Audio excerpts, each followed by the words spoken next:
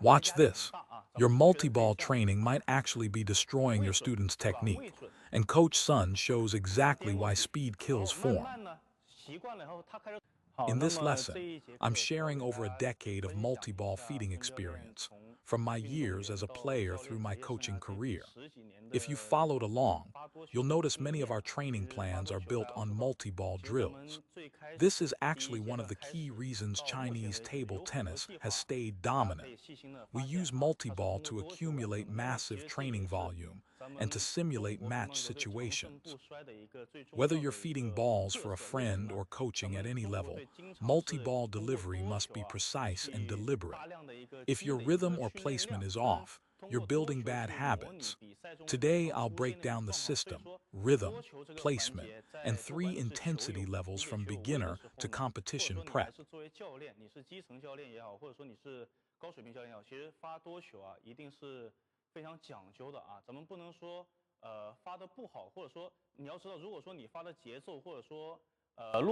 If your feeding is unreasonable, too fast for the player's level, they'll resort to reaching with just their arm, abandoning proper body mechanics. The training becomes chaotic. They lose rhythm, and through repetition, muscle memory locks in bad habits. Instead of improving, they actually regress.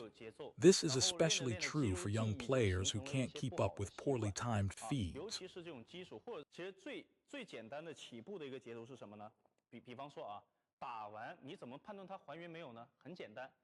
Imagine a real rally. Your opponent hits, the ball bounces on the table, you hear that sound, then you respond. Apply this to multi-ball. Feed the next ball the moment their shot lands on your side. This way you're never too fast, rushing before they finish their stroke, or too slow, leaving them waiting awkwardly after recovering.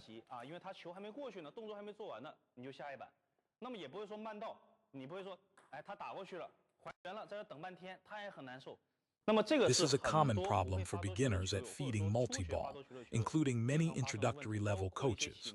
I believe the foundational coach's role is absolutely critical. Under correct multi-ball training, a player's structure, rhythm, and stroke framework will improve rapidly. But if your rhythm and spatial timing are poor, a child can be ruined within 1 or 2 years, no room for progress. They practice faster and messier, their fundamentals breaking down completely.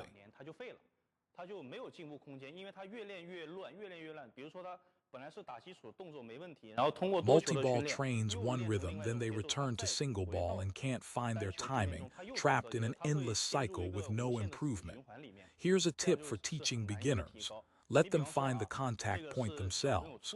Don't slam the ball down, creating pressure. For beginners, feed gently.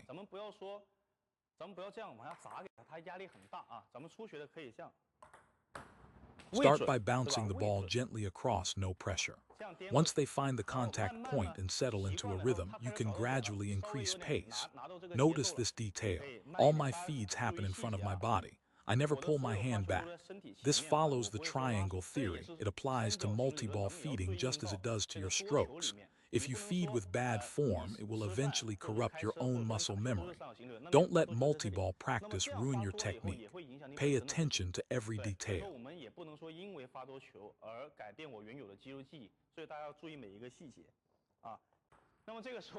Many people rotate their waist to feed and get exhausted. Here's a professional shortcut: use combined force. Watch my empty hand. The ball-holding hand and racket hand work together in a coordinated motion. You can feed all afternoon without tiring. For less power, shorten the distance between hands. For more power, widen it. Every contact point stays in front of your body.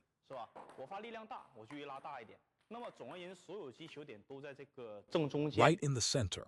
Now for more advanced feeding. When training higher level players, the most important principle is keeping them hovering between pain and pleasure. You want them constantly active and challenged. Why pain? Because in matches, every opponent creates difficulty. But even opponents are limited by the net, by rhythm. They must wait for the ball to come back before creating the next problem. You can't mindlessly manufacture difficulty. That's unrealistic. So no matter how wide the angle you send once they're mid-recovery, don't feed the next ball yet. Wait until they've almost recovered, then send another chasing ball. Keep them perpetually pursuing, always slightly stretched. That's the highest quality feeding.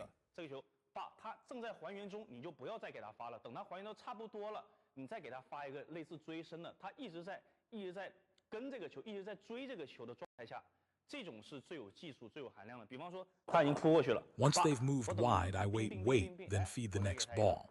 They rush back, almost recovered, preparing to move again.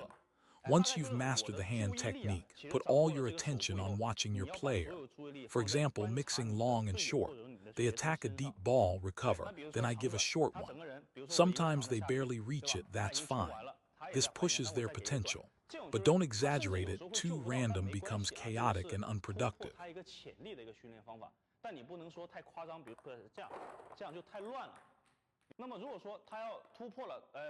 When the student needs high-intensity, continuous play, say they're competing for a provincial or national team spot, you can push them.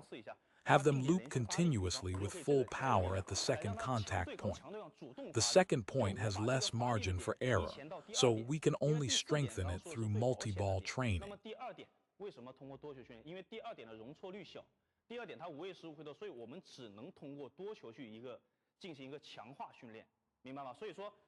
When feeding high-intensity rallies, notice I'm no longer gently placing the ball, I'm attacking with force. This makes them work harder, but they need faster, more precise recovery between shots. Next level, practicing defense.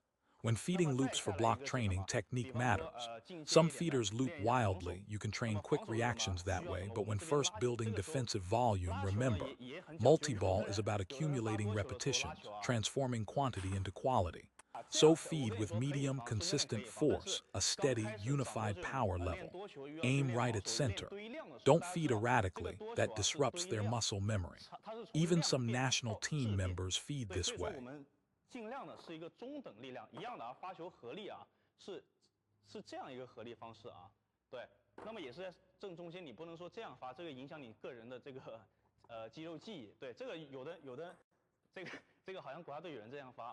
For fixed-point defense training, don't pursue speed or rhythm.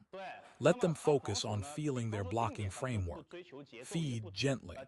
After they're comfortable, introduce slight variations, loop a bit higher, a bit longer, a bit shorter, short and high, then deep to the baseline.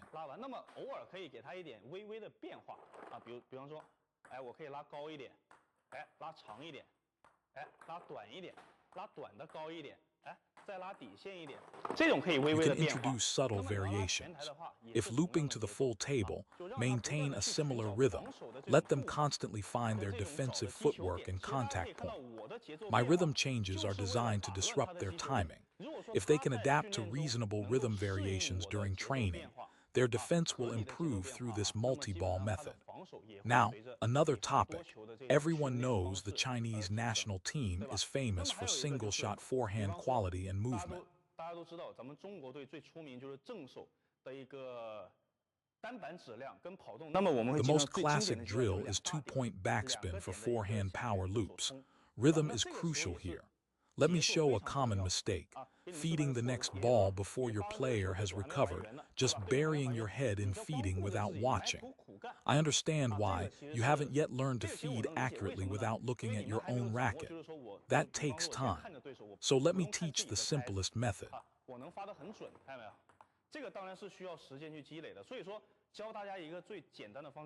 Feed the ball in front of your body. Why? You can use peripheral vision to check your racket angle while focusing mainly on your player. Watch, I'm watching my player while feeding with peripheral vision. When you're starting out, of course, look at your hand. But gradually stand taller, adopt a slightly elevated viewpoint overlooking your player, and practice feeding with peripheral vision. For more stability, shift your weight into the feed, add some body weight transfer. That makes it much more consistent.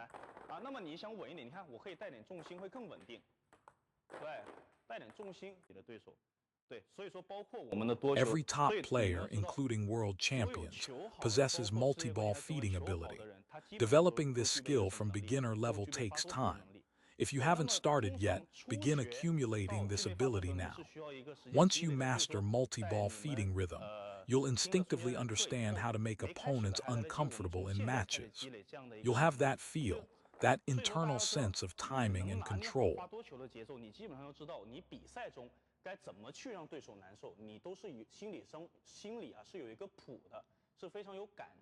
There's also a more advanced level.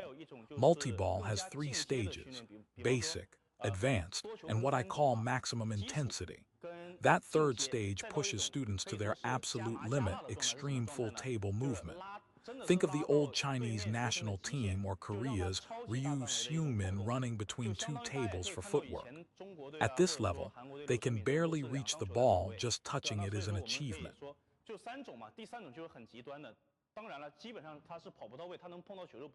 For example, have them lunge wide for a forehand, shuffle back, then play a forehand pivot, exaggerated movement training. Or take match-level power and multiply it by 2 during multi-ball, making them block fixed point at double intensity. The benefit: if you regularly train against 200 km/h ball speed, when matches drop to 100, everything feels easy. Only multi-ball can provide this intensified reinforcement.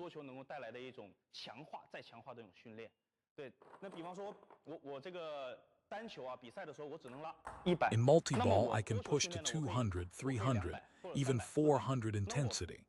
After this reinforcement, when students face normal single-ball rallies, the opponent's quality never matches what they've trained against.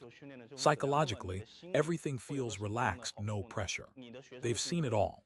Training at 200 speed makes 100 feel effortless. This is the history and essence of Chinese table tennis.